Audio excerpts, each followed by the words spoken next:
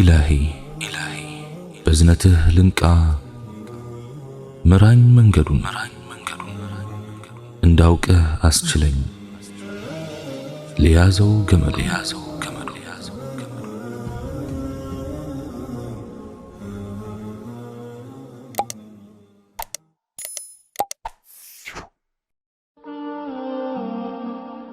السلام عليكم ورحمة الله تعالى وبركاته ችግራችን የሚነኩንን ችግሮች ላይ ላያቸውን እንጂ ውስጣዊ ጥቅማቸውን አናስተውልም።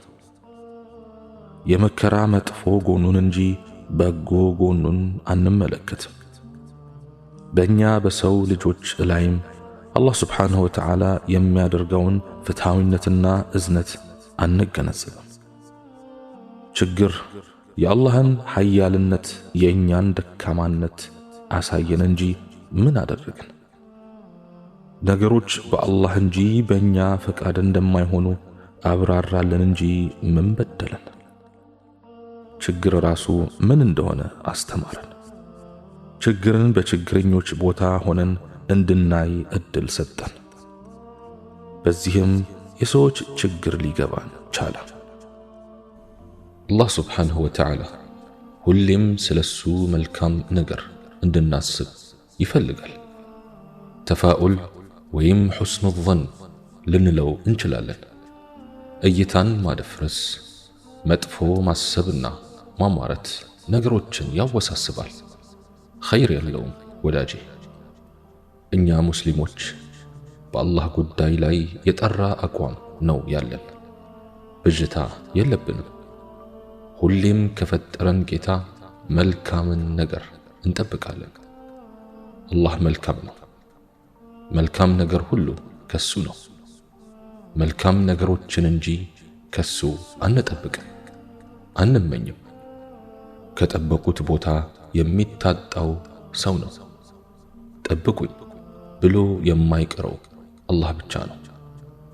ፈተና አላህ ስብሓንሁ ወተዓላ እውነተኛውን ከውሸታሙ ሙእሚኑን ከሙናፊቁ የሚለይበት ፈለጉ ነው። ነገሮች በሙሉ ገርና ምቹ ቢሆኑ ኖሮ ሁሉም ራሱን እውነተኛ አማኝ አድርጎ ይሰይም ነበር። ነገር ግን አላህ ስብሓንሁ ወተዓላ በፈተና እውነተኛ አማኞችን አንጥሮ ያወጣል እንጂ በፍጹም ትክክለኛ ወዳጆቹን አያዋርዳቸውም። የቁርአንና ሱና ቤተሰቦችን እንዴት ያቀላል! የእርሱን ውዳሴና ሙጋሴ የዘወትር ተግባራቸው ያደረጉትን እንዴት ያረክሳል! ቀኑም በጾም ሌሊቱን በሱባኤ የሚያሳልፉ ምርጥ ባሮቹን እንዴት ያዋርዳቸዋል! በፍጹም ውርደትና ርክሰት፣ ቅሌት አማኝ ባልሆኑት ላይ የተጻፈ ነው።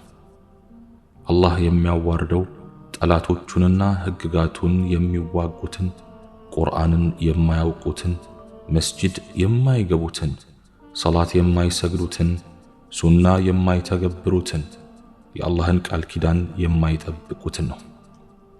ፈተና ያስፈለገበት ሌላው ምክንያት የሙስሊሙን ስብስብ ከስም አጥፊዎችና ከጋጥ ወጦች ለማጽዳት ነው።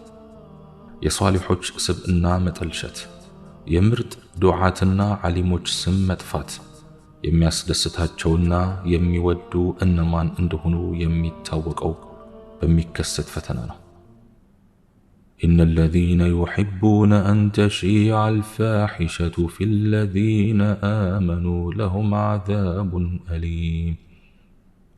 عذاب أليم في الدنيا والآخرة والله يعلم وأنتم لا تعلمون።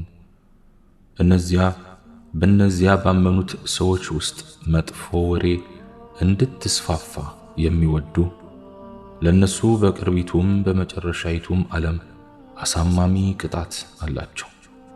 አላህም ያውቃል፣ እናንተ ግን አታውቁም። ሱረቱ ኑር አንቀጽ 19። አላህ ስብሓንሁ ወተዓላ በምድር ላይ የተለያዩ ፈተናዎች እንዲከሰቱ ከሚያደርግበት ምክንያት አንዱ ምርጥ ባሮችን ከለወሳቸው ስህተትና ወንጀሎች ማጽዳት ነው። ምን ጻድቅ ቢሆን ፍጹም መሆን አይቻልም። በመሆኑ ስናጠፋና ስንሳሳት ምህረትን የምንለምን፣ ጸጋ ሲያገኘን የምናመሰግን፣ ስንፈተን የምንታገስ እንዲያደርገን ዘወትር አላህን እንለምነዋለን። ዑስማን ኢብኑ ዓፋን ረዲየላሁ ዐንሁ እንዲህ ተባሉ። ነቢዩ ዓለይሂ ሰላቱ ወሰላም በጀነት አብስረውታል። ነገር ግን ከዚያ በፊት በዱንያ ላይ የሚገጥሙት አደጋ እንዳለም ተናግረዋል።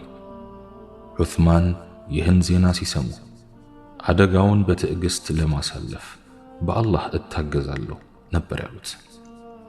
ኢማም ኢብኑ ተይሚያ በእስር ቤት ውስጥ የሱና ጠላቶች በሚያደርሱባቸው እንግልት ምክንያት ታመው ሳለ ሊጠይቋቸው የመጡ ሰዎች ምን ነካዎት፣ ምን አጋጠሞት ብለው ጠየቋቸው። በወቅቱ የእስር ቤቱ ጠባቂዎች ወደ ውስጥ ካስገቧቸው በኋላ በሩን በላያቸው ላይ ከርችመውባቸው ነበር። እናም ኢማሙ ለጠያቂዎቻቸው የሚከተለውን የቁርአን አንቀጽ በማንበብ ነበር መልስ የሰጧቸው።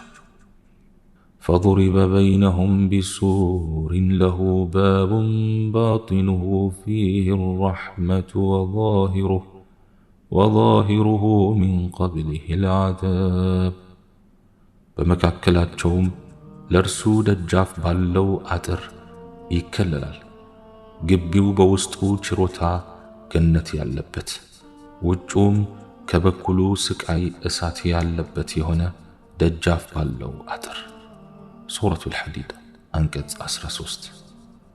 በማስከተልም አይኖቻቸው እያነቡ የሚከተለውን ስም ቋጠሩ። በሽታ አሸንፎ ልትሞት ታጣጥር፣ ጠያቂ ባያውቅም የውስጥህን ሚስጥር የልብህን አትንገር ለወዳጅህ በቀር። ነቢያችን ዓለይሂ ሰላቱ ወሰላም እንዲህ ብለዋል፣ የሙእሚን ገጠመኝ ይገርማል። ገጠመኝ ሁሉ ለእርሱ መልካም ናቸው። ይህን ችሮታ ሙእሚን እንጂ ማንም አያገኘውም። አስደሳች ነገር ሲገጥመው ያመሰግናል፣ ማመስገኑ ለእርሱ መልካም ይሆንለታል። የሚያስከፋ ወይም የሚጎዳ ነገር ሲገጥመው ይታገሳል፣ መታገሱ ለእርሱ መልካም ይሆንለታል። ኢስላም በየጊዜው ድልን የሚቀዳጅ በፍጥነት የሚስፋፋና የሚሰራጭ ሃይማኖት ቢሆንም በርካታ እንቅፋቶች በየመንገዱ የሚያጋጥሙት መሆኑ እሙን ነው። በየዘመኑ ውስብስብ የሆኑ ሴራዎችና ተንኮሎች ይሸረቡበታል። ሸይጣንም በተገኘው ክፍተት ሁሉ በመግባት መርዙን ለመርጨት ይለፋል። እኛ ደግሞ ይህን አይነት ውጥረት ሲገጥመን ጉዳያችንን ለአላህ በመስጠት አጥብቀን እንለምነዋለን። ደካማነታችን ለእርሱ በመዋደቅ እንገልጻለን። እናም ፈተና፣ መከራና እንግልቱ ይበልጥ ከጌታችን ጋር ያለንን ትስስርና ቅርብ ያጠነክረዋል።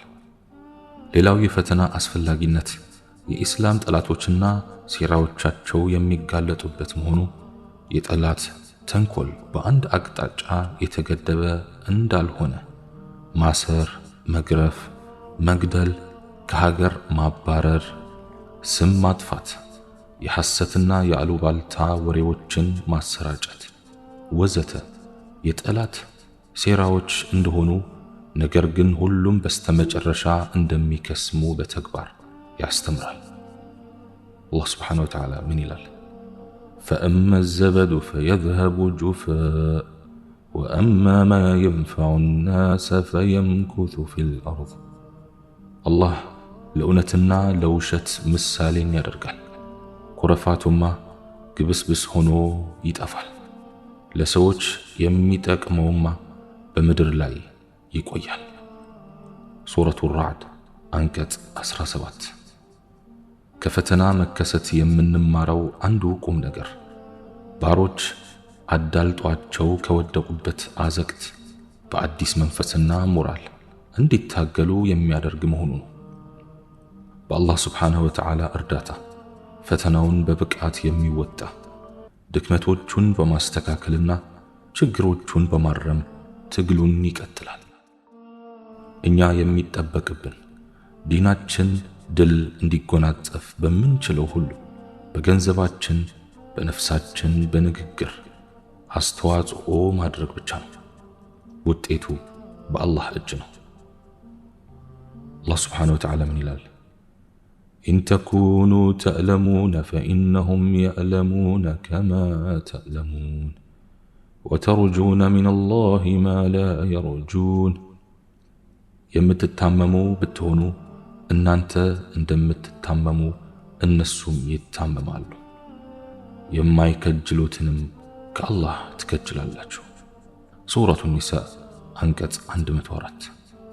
ሙእሚን ድል በአላህ እጅ እንደሆነና የበላይነት የሚገኘው ለእርሱ በመዋረድና በመዋደቅ መሆኑን ስለሚያምን ምንጊዜም እርሱን መማጸኑን ወደ እርሱ መቃረቡን አያቋርጥም።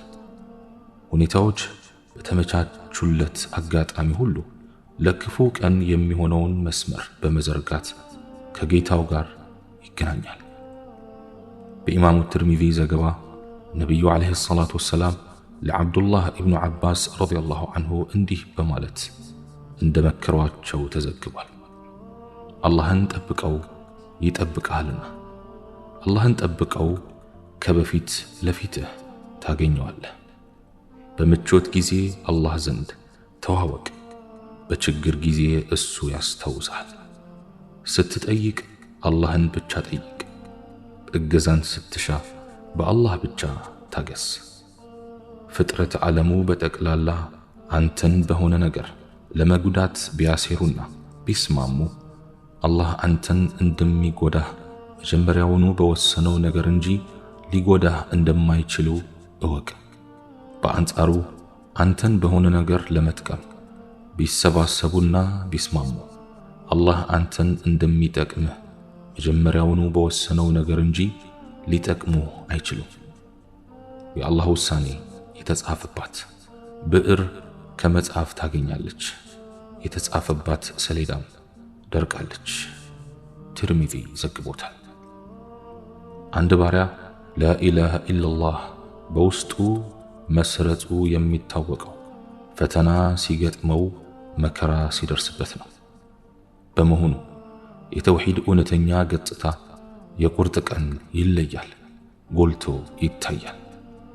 ነቢዩ ዓለይሂ ሰላቱ ወሰላም አንድ ሰውዬ በተሸሁድ ላይ የሚከተለውን ዱዓ ሲያደርግ ሰሙት።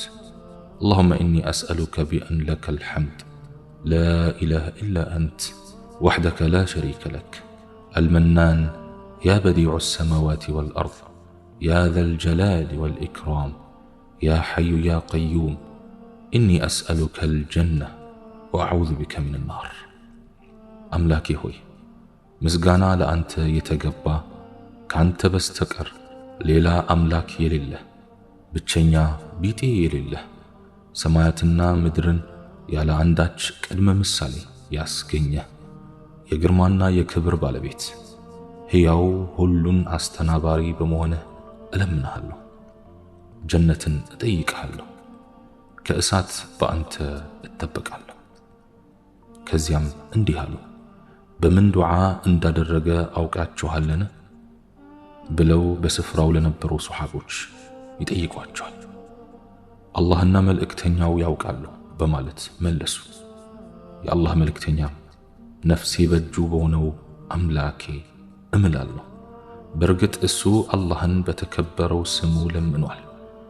ያ ሲለመን ምላሽ የሚሰጥበት ሲጠየቅ የሚሰጥበት በሆነው ስሙ። አቡ ዳውድ ዘግቦታል። ቁርአን ስለ ነቢዩ ኑህ የዳዕዋ ትግል ሲያወሳ ያጋጠማቸው ተቃውሞ ወይም ፈተና ምን ይመስል እንደነበር በሚከተለው መልኩ ገልጧል። فقال الملأ الذين كفروا من قومه ما هذا إلا بشر مثلكم يريد أن يتفضل عليكم ولو شاء الله لأنزل ملائكة ما سمعنا بهذا في آبائنا الأولين إن هو إلا رجل به جنة فتربصوا به حتى حين. ከህዝቦቹም እነዚያ ታላላቆቹ ሰዎች አሉ፣ ይህ ቢጤያችሁ ሰው እንጂ ሌላ አይደለም፣ በእናንተ ላይ መበለጥን ይፈልጋል። አላህም በሻኑሮ መላእክትን ባወረደ ነበር። ይህንንም የሚለውን በመጀመሪያዎቹ አባቶቻችን አልሰማንም። እርሱ በርሱ እብደት ያለበት ሰው እንጂ ሌላ አይደለም፣ በርሱም እስከ ጊዜ ሞቱ ድረስ ተጠባበቁ አሉ። ሱረቱል ሙእሚኑን አንቀጽ 24-25። ነቢዩ ኑህ ዓለይሂ ሰላም የገጠማቸው ተቃውሞና አድማ የአላህን መልእክት ከማድረስ አላገዳቸውም። ሳይሰለቹ ሳይታክቱ በትዕግስት ዳዕዋቸውን ለረጅም ዓመታት ቀጠሉ። ምንዳቸውን ከአላህ በመከጀል ማስተማሩን ተያያዙት።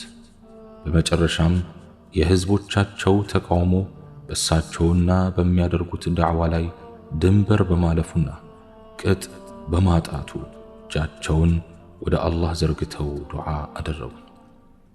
ረቢ ላ ተዘር ዐላ አልአርድ ሚነል ካፊሪነ ደያራ ኢነከ ኢን ተዘርሁም ዩድሉ ዒባደከ ወላ የሊዱ ኢላ ፋጅረን ከፋራ። ኑሕም አለ፣ ጌታዬ ሆይ ከከሃዲዎቹ በምድር ላይ አንድንም አትተው። አንተ ብትተዋቸው ባሮችህን ያሳስታሉና ኃጢአተኛ ከሃዲንም እንጂ ሌላን አይወልዱም። ሱረቱ ኑሕ አንቀጽ 26-27። ነቢዩ ኑሕ በሕዝባቸው ላይ ዱዓ ያደረጉት እነርሱ የክህደት መፈልፈያና ማጠናከሪያ ስለሆኑ ነው በሚል ገልጸዋል። ይኸውም ከፊላቸው ከፊሉን በክህደት ላይ አደራ የሚባባሉና ኑዛዜ የሚተው መሆናቸው ነው። ወላ ተዘሩነ ወደን ወላ ሱዋዐን ወላ የጉተ ወየዑቀ ወነስራ አሉም፣ አምላኮቻችሁን አትተው፣ ወደንም ሰዋዕንም የጉትንም የዑቅንም ነስርንም አትተው። ሱረቱ ኑሕ አንቀጽ 23። ነቢዩ ኑሕ የተከበሩ ታላቅ ነቢይ ናቸው። የተላኩበትን መልእክትም ሳይሰለቹና ሳይታክቱ አድርሰዋል። ነገር ግን የተላኩባቸው ህዝቦች ጆሮአቸው የሐቁን ጥሪ ከመስማት ደነቆረ። አላህም የነቢዩን ዱዓ ሰማ፣ ቅጣቱን በአመፀኞች ላይ አዘነበ። አላህ ስብሓነሁ ወተዓላ በሰማነው የምንጠቀም ያድርገን። ሱብሓነከ አላሁመ ወቢሐምዲክ አሽሀዱ አን ላ ኢላሃ ኢላ አንተ አስተግፊሩከ ወአቱቡ ኢለይክ ወአኺሩ ደዕዋና አን አልሐምዱሊላሂ ረቢል ዓለሚን ወሰላሙ ዓለይኩም ورحمة الله تعالى وبركاته.